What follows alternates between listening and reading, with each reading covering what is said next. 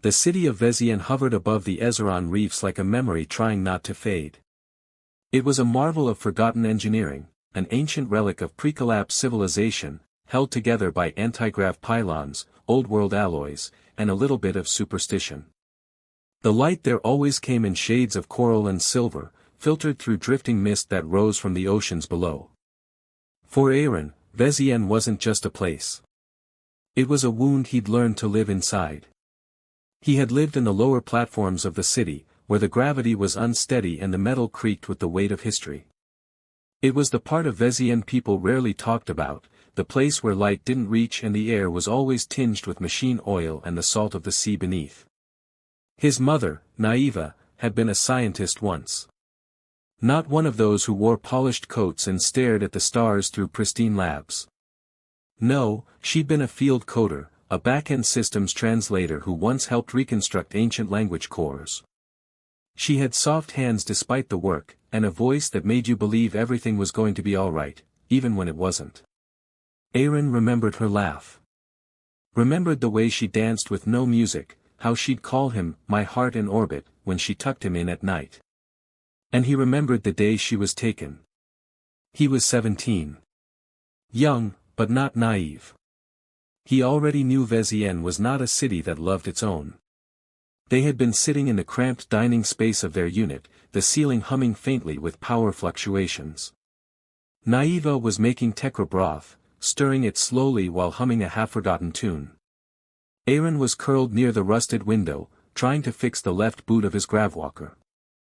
"You've got that look again," she said, glancing over her shoulder. "What look?" "The one your father used to wear. Like you're already somewhere else." He smirked. "Maybe I am." She tilted her head. "Well, come back before the soup burns." The knock came 3 minutes later.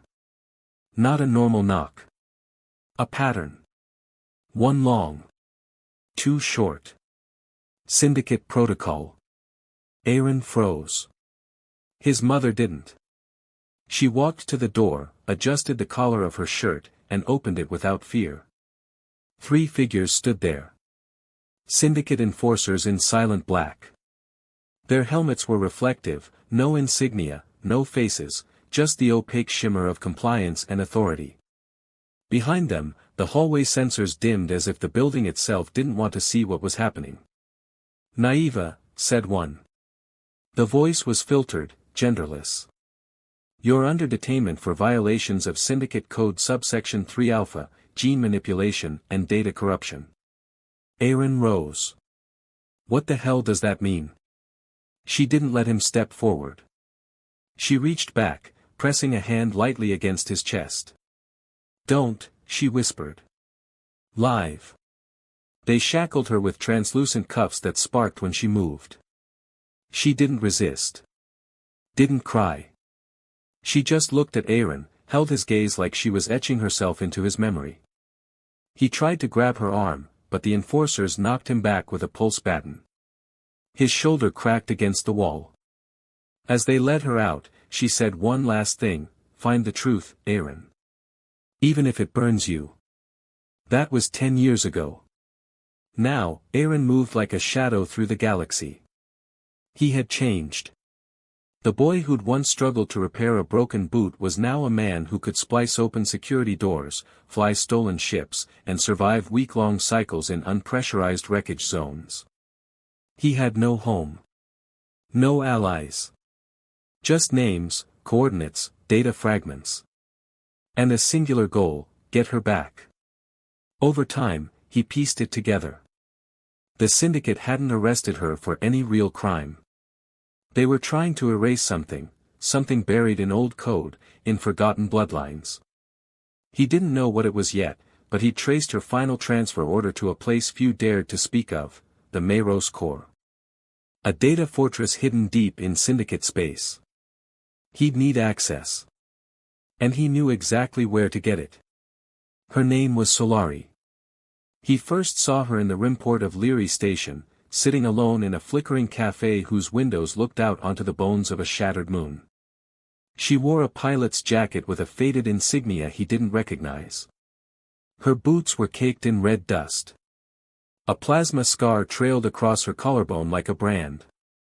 She wasn't beautiful in the polished sense.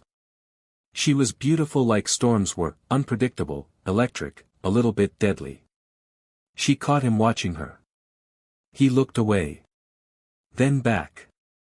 She didn't smile. Didn't move. Just raised her cup slightly in mock salute, then turned back to the void outside the window.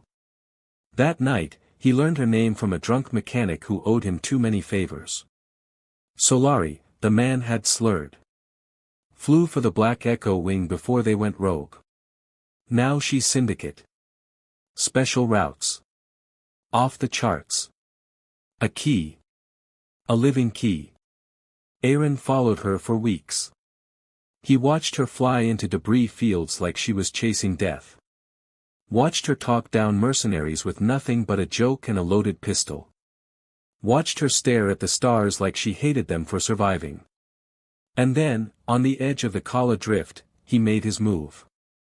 They were both at a scrapyard orbiting a dying star. He waited until she was alone, inspecting an old communications satellite. "You're wasting time," he said from behind her. She didn't turn. "Maybe. But it's mine to waste." He stepped closer. "You're Solari." Now she turned. Her hand hovered near the holster on her hip. "And you're either stupid or desperate. Which is it?" "Both." "Cute." He handed her a data chip. Encrypted. Marked with an old code used only by syndicate operatives in the lower rings. It was genuine. "What's this?" she asked. "Information. A trade. You help me access the Mayros core. I help you uncover what happened to Black Echo." Her jaw tightened. "How do you know that name?" "Because you weren't the only one they betrayed." A long silence stretched between them. Finally, she spoke. "You have a ship." "A small one. Fast. Ugly." "I like ugly." They left that night. Neither spoke much during the trip. The ship, Breachling, groaned with every FTL pulse, its systems old but loyal. Solari slept in the cockpit, legs propped up, arms crossed. Aaron took the bunk room, though he barely slept. On the third day, she asked, "Who was she?" He blinked. "The one you lost. The reason you're doing this." "My mother," he said softly. "They took her when I was 17. Solari looked at him for a long time. "They took my brother," she said. "Said he died during a classified run. But I found a file in the archives. They erased him. Just, deleted his name. Like he never existed." "That's what they do," Aaron said. "Turn people into ghosts." "Maybe that's why I don't believe in heroes anymore," she whispered. He wanted to tell her that he wasn't a hero. Just a sun chasing a shadow. But he didn't. Vezien appeared on the ship's radar like a memory returning from exile. The city hadn't changed. Still glowing. Still suspended above the churning sea. Still indifferent to the stories it destroyed. They docked under falsified credentials. "You sure your contact is real?" Solari asked as they disembarked.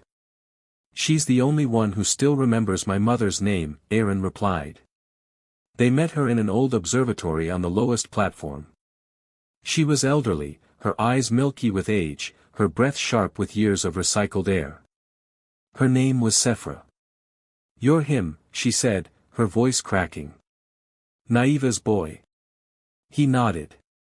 "She told me to wait. Said you'd come." Aaron stepped forward, hands shaking. "Is she alive?" "Yes," Sephra whispered. "But they moved her off record.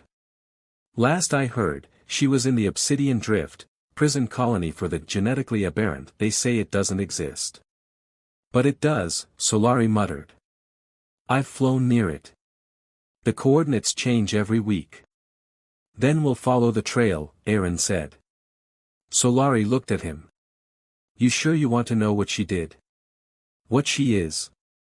I don't care, he said. She's my mother. That night, they stood on a platform overlooking the ocean. Vezien's lights danced across the water like promises no one could keep. You know, Solari said, I thought you were going to use me.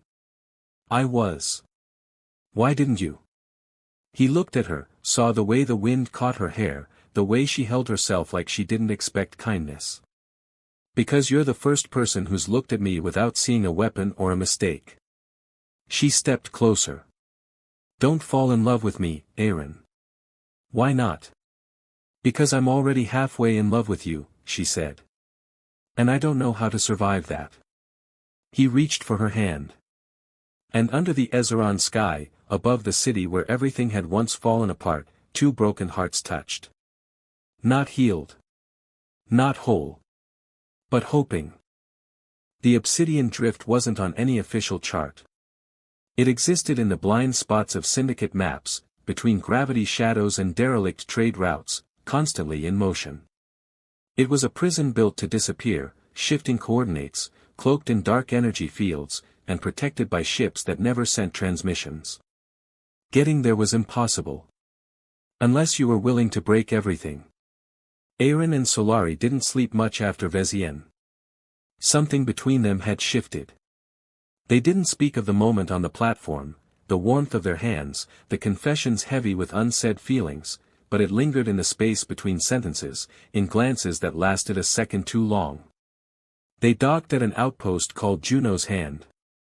Once a mining station, now a haven for people who preferred anonymity. Smugglers, engineers, ex-syndicate defectors, and the occasional fugitive with secrets in their veins. We'll need a ship that can phase jump blind, Solari said, studying the consoles in the breachling. And a pilot crazy enough to fly into the drift.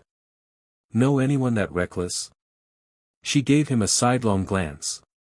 You, apparently. He didn't laugh, but he smiled. Juno's Hand was shaped like a spiral, platforms jutting out at odd angles, lights flickering as if reluctant to stay on. They made their way to a small hangar carved into the belly of the station, where Solari said an old contact might still owe her. You trust him? Aaron asked. I don't trust anyone, she replied. But he trusts his debts. The contact was a mechanic named Thorell, with prosthetic arms that clicked and whirred when he moved. He wore a jacket with holes in both shoulders and had a habit of chewing on wire insulation. Solari, he said when he saw her. Hells. Didn't think you were still breathing. You owe me, she said. I need a phase threader. He squinted at Aaron. And you brought a boyfriend to negotiate? Solari didn't blink. No, I brought someone I don't want dead. Aaron's ears flushed, but he stayed silent. Thorell scratched his chin. I've got something, maybe. Old syndicate scout ship. Hull's fried but the core's clean. She's got a navigator installed, AI's twitchy, though. How twitchy? Calls itself Cinder. Recites poetry during evasive maneuvers. Thinks in metaphors. Solari looked at Aaron. He shrugged. We've flown worse. Cinder was, indeed, weird. Her voice was soft, almost amused, like someone telling a bedtime story in the middle of a war zone. You're not authorized to pilot me, she said when they boarded. And yet, here you are. Curious. Can you find the obsidian drift? Aaron asked. Many have tried. Most failed. Some forgot what they were looking for. We're not most, Solari said. Then buckle in, sweet ghosts, Cinder replied. Let's chase the dark. The drift didn't appear. It revealed itself. First as a distortion in space, then a shimmer like heat above metal. Cinder slipped them through layers of magnetic haze and artificial singularities. Time stretched. Alarms wailed. Solari's fingers danced across the controls like a prayer. Then, silence. The obsidian drift hung before them like a scar across the stars. A sprawling structure made of black alloys, built into an asteroid field stitched together with quantum threads. Ships patrolled its edge, motionless but watching. The prison wasn't guarded, it was the guard. Every wall a sensor. Every corridor a weapon. There, Aaron whispered. That's where she is. Solari stared, her expression unreadable. You don't have to come with me, he said. Don't be an idiot. I'm serious. So am I. She turned to face him fully. I'm not doing this because I owe you. I'm doing this because, she trailed off. Because, he asked. She exhaled slowly. Because when I'm with you, I forget how much I hate myself. The words hit him like gravity. He stepped closer. Then stay with me. Not just for this. Don't make promises, she said. Not in places like this. Then just be here. Now. Her eyes searched his, desperate and afraid and fierce. And she kissed him. Not softly. Not carefully. Like she was falling through space and he was the only thing keeping her from shattering. They infiltrated the drift using a stolen clearance code from a defunct syndicate ship Cinder had archived. It got them through the outer perimeter but not much further. The corridors were narrow and pulse-lit, shadows shifting like liquid. Surveillance drones drifted silently above them. Aaron moved ahead, pulse knife in hand. Solari covered their rear, her pistol humming faintly. You've done this before, he said over comms. I've done worse. Why? Because it was that or die. He didn't push further. But something inside him tightened. What had the syndicate done to her? They reached the inmate registry center by rerouting a ventilation grid through a maintenance shaft. It was there, among the data crystals and humming panels, that Aaron found her name. Naiva Ilari. Location, Cell Division Theta 9. Status, live.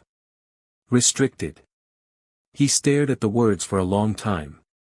She's alive, he said. Solari, she's alive. Solari didn't answer right away. He turned. She was staring at the console. Her face had gone pale. What is it? He asked. My name's here too, she said quietly. But I was never arrested. Aaron leaned over. The screen flashed her photo, years younger, labeled. Solari Van Maria. Genetic variant. Class redacted. Asset, pending activation. They were tracking you, he said. No, she whispered. They owned me. Getting to Theta 9 wasn't easy. Sensors triggered halfway through the corridor. Alarms howled. Turrets dropped from the ceiling. Aaron threw himself into a side room, dragging Solari with him. Metal screamed as the walls shuddered under fire. We're pinned, he said. She was already hacking into the grid. Buy me 40 seconds. How? Be impossible. He grinned. I can do that. He darted into the hallway, sliding under a burst of plasma fire, triggering the emergency override on a support beam. It collapsed with a grinding groan, cutting off the sentry's line of sight. 30, Solari shouted. Aaron took a breath. And ran straight at the turret. It hesitated. Just enough. He dove beneath it, tossed a magnetic mine onto its base, and rolled away as it exploded in a shower of white sparks. Solari met him at the junction, wide-eyed. What the hell was that? Improvisation, he panted. Remind me never to date someone with a death wish. He blinked. Are we dating? She paused. Then smiled, tiny, crooked. Ask me again after we survive this. Theta 9 was a vertical column of cells suspended in a vacuum chamber. Each inmate floated in isolation, suspended in sleep stasis. Aaron moved from pod to pod, fingers trembling. Until he found her. His mother. Naiva. She looked unchanged. Her hair floated around her face like silver mist. Her eyes were closed, her hands relaxed. "Override the chamber," he said. Solari worked the console. The lock hissed. The pod began to open. And Naiva's eyes fluttered open. She looked at him. Then smiled. "You grew up," she whispered. Aaron fell to his knees beside her. "I'm here, Mother. I'm here. I knew you'd come." Her hand found his, weak but warm. Solari stepped back, letting the moment unfold. Her own hands clenched at her sides, heart twisting in ways she couldn't explain. She'd come here for answers. Now, she wasn't sure if she wanted them. They didn't make it back clean. A squad of syndicate guards intercepted them at the transit ring. Aaron grabbed his mother. Solari laid down cover fire. 3 guards fell, but more kept coming. "Too many," she shouted. "Go. Get her to the ship. I'm not leaving you. You have to." She turned, blasted another drone. "I'll find you. I promise," she said. Then she pushed him into the lift, hit the override. The door closed. And she was gone. Aaron made it back to Cinder with Naiva. But the ship was too damaged to fly immediately. He sat beside his mother, holding her hand, eyes fixed on the door. "She stayed behind," he said. Naiva looked at him, her gaze full of both sorrow and understanding. "Then go back for her," she said. He looked down. "You love her." "I don't know," he said. "But it feels like gravity. Space has a way of stretching silence until it feels like eternity." Aaron didn't speak for the first few hours after they escaped the obsidian drift, not to the ship, not to himself, not even to the hollow echo of Solari's last words. "I'll find you. I promise." Promises didn't mean much in places like that. Cinder limped through jump corridors with power fluctuations and leaking coolant. Naiva, still recovering from her years in stasis, slept most of the time, her breathing shallow but steady. Aaron watched her. Watched the rise and fall of her chest. The slight twitch of her fingers, like her dreams, were still connected to ancient machines and half-buried code. He had her back. But something was missing. He told himself Solari had survived. That she'd slipped into the underworks of the prison like she always did, one step ahead of death, clever and fast and untouchable. But he couldn't feel her anymore. And that scared him more than anything. Cinder's voice crackled softly in the darkness of the cockpit. "You haven't asked me what the syndicate was doing to your mother." Aaron blinked. "I thought you didn't like conversation." "I don't. But I was made to preserve knowledge, and the patterns you two follow fascinate me." "What patterns?" She ran from her ghosts. "You chased yours." He looked out at the stars. "Do you know what they were trying to find in her?" "Yes." He turned. "Then tell me. Only if you really want to know." "I do." "They weren't studying her," Cinder said. "They were copying her." Naiva woke with tears in her eyes. "Not from pain. From memory." "You found me," she whispered, her voice hoarse. "Of course I did," Aaron said. "Your father would have been proud." He didn't know what to say to that. He barely remembered his father, just shadows, laughter, a deep voice that smelled of salt and welding sparks. "What did they do to you?" She touched his cheek, her fingers colder than they should have been. "They took my blood. Tried to rewrite it. Said there was something in my genome, something old. Pre-syndicate. A spark from the early terraformers." "Is that why they locked you away?" "Not just that," she said softly. "I passed it on to you." They docked on an abandoned repair moon in the Lahira sector, one of those places that drifted just far enough from regulated space to be forgotten. Gravity was intermittent. Oxygen filters wheezed. But it was safe. For now. Aaron set up a medbay to stabilize Naiva. Cinder rerouted power to life support. The hull creaked with every pulse of gravitational flux. He wandered the old halls alone, his mind a storm of unsaid things. He stopped by a viewing window. The stars outside looked like they were watching him. And he wondered, not for the first time, if they mourned what they destroyed. He found her 3 days later. Solari.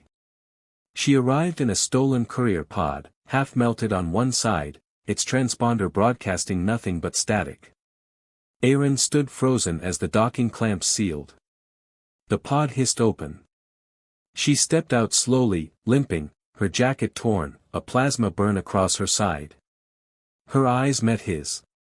Then she smiled. "Miss me?" He ran to her, caught her before she collapsed. He didn't speak. He just held her. And her arms wrapped around him like she'd been waiting her whole life to come home. They patched her up in silence. He sat beside her in the makeshift medbay, holding her hand like a tether. She didn't let go. "How?" he finally asked. "Maintenance shaft. Ventilation route. Got lucky." He nodded. "You came back for me," she whispered. "Always." Her eyes welled up, but she blinked the tears away. "I told myself not to fall in love," she said. "Told myself it would make me weak." "You're not weak." "No," she agreed. "But I'm tired of pretending I don't need someone." He leaned in. And kissed her. This time slow. This time soft. Like gravity had finally chosen where it wanted them to land. Later, after Solari was asleep in his arms, Aaron stared at the ceiling, listening to the hum of failing systems. His mother's words echoed again. "They weren't studying me. They were copying me." He rose quietly, made his way to the archive room where Cinder had integrated syndicate files. "Show me," he said. The screen flickered. A genetic profile appeared. His mother's. Then his. Then dozens more.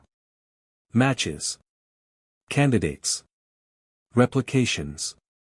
"What is this?" he whispered. Cinder's voice was softer than ever. They were trying to create pilots who could interface directly with pre-collapse tech. "Your mother was one of the last born with the Echo thread." Echo thread? It allows neural resonance with old-world structures. Ships. Weapons. Engines. Even AI. Aaron stared. "And I have it?" "You do. That's why you survived the breachling crash when you were a child. Why systems obey you. Why Cinder speaks to you like you're not a stranger." He felt suddenly distant from himself. A marionette who just realized the strings were inside his skin. Solari found him an hour later, sitting alone in the generator room, the blue glow of failing plasma coils painting his face with shadows. "You look like you saw a ghost," she said, leaning against the doorway. "Maybe I did." She crossed to him. Sat beside him. He didn't speak for a while. Then, "I'm not normal." "Good," she said. "Normal's boring." He turned. "I'm serious. I was designed. Born of something the Syndicate wanted to weaponize. So was I." He blinked. She looked down at her hands. "They modified me. When I was a child. Said I was compatible with remote neural control. I used to fly drones without touching a console. They called it Project Lumen." He reached for her. Touched her face. "And how much of you is still yours?" Her eyes met his. "All the parts that love you." They spent the night in silence. Not empty silence. Peaceful silence. Two broken people, each carrying ghosts and scars and forgotten blueprints, lying beside one another like pieces of a puzzle the galaxy had tried to keep apart. Aaron kissed the place just below Solari's jaw where the scar from her first crash curved into her collarbone. She traced the small tattoo on his back, the one his mother gave him when he was 15, a symbol from the terraformers' language that meant anchor. They didn't talk about the future. Not yet. Just the moment. The gravity they'd found together. But peace never lasts. Not for people like them. Naiva's vitals began to fail the next morning. Neural decay, Cinder reported. The stasis pods prolonged her life but also corrupted key pathways. How long? Aaron asked. Days. A week, if stabilized. He sat by her bedside. Held her hand. She opened her eyes once. I see her, Naiva whispered. Solari. No, she smiled. Your daughter. Someday. She has your stubborn eyes. Aaron blinked hard. You're going to live, mother. We both know that's not true. Solari came in quietly. Stood beside them. Naiva looked at her. And nodded. You'll protect him. I already do. Naiva's fingers brushed hers. Thank you. That night, Aaron stood on the outer deck. The stars felt closer than usual. Solari joined him. You okay? He shook his head. She didn't ask him to be strong. She just wrapped her arms around him. And said nothing. Because sometimes, silence is the language of love. By morning, a syndicate vessel appeared on long-range scans. Not a hunter. Not a warship. A transport. Broadcasting old encryption. And one name. Project Vireo. Solari stared at the screen. I know that name. What is it? She swallowed. It was the first designation they gave to hybrid test subjects. People with neural threading like us. Aaron looked at her. They're not coming to kill us, she whispered. Then what?